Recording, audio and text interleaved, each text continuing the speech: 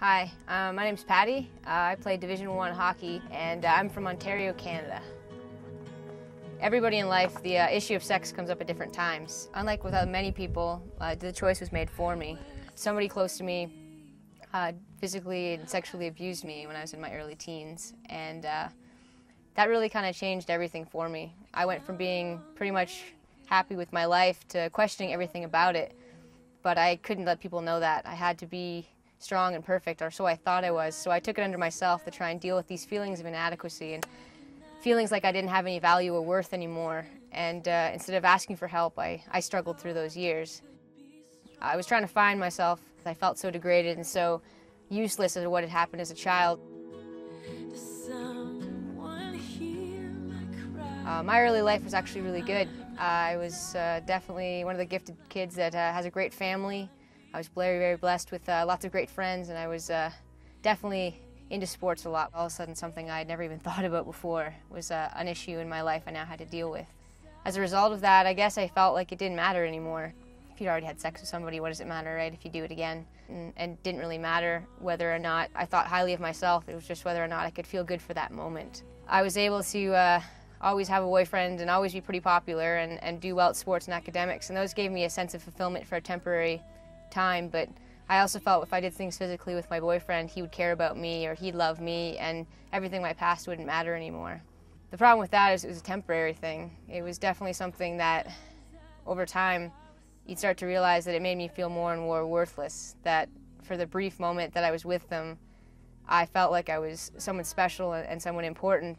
But if you're putting your worth in someone else, they can take it away from you just as easily as they give it to you.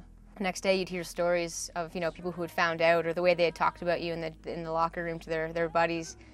I wasn't really much more than an object to them, that my worth and value was just an illusion, that really where I had sought to find my value was empty.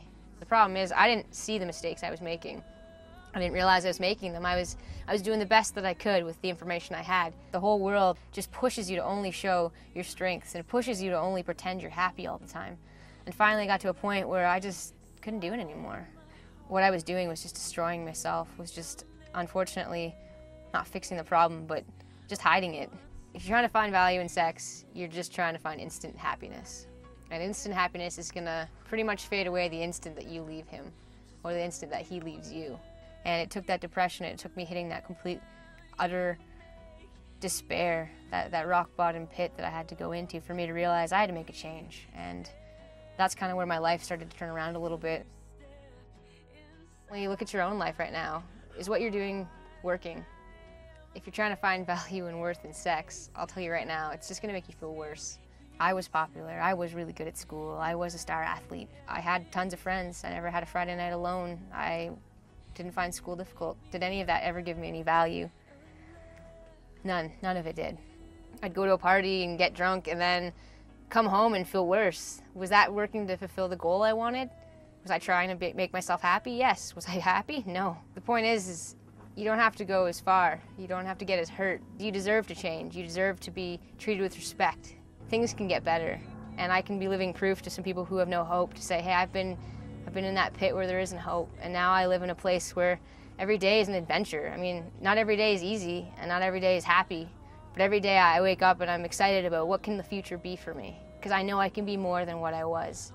I'm more than the decisions that were made for me, and I'm more than the decisions that I made for myself. You don't really have to, I guess, believe me when I'm saying this, because you know what, I probably wouldn't have believed it either. I'm not here to tell you what to do. You don't have to listen to anything I say, but I'd rather warn you now before you get too far down the path. You are gonna have to make your own mistakes, and I'm sure you have. Maybe not to this extent, but everybody's made mistakes. My favorite quote actually in life is that we are not a product of the circumstances we face, but the choices that we make.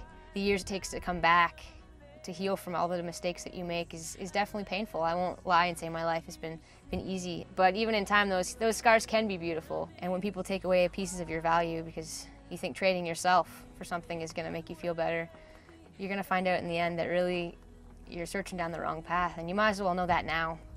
I don't have to pretend to have it all together anymore, and I don't know about you guys, but it's tiring. I find it so tiring to pretend I have it all together, and to pretend I don't need help, and pretend that I can do everything by myself. And when you're ready to stop running, and you're ready just to sit down and just stop, it's the best feeling you'll ever feel in the world, because all of a sudden you don't have value because you look good, or you don't have value because you're the best at something, you don't have value because you fought and struggled for it, but you have value just because you're you.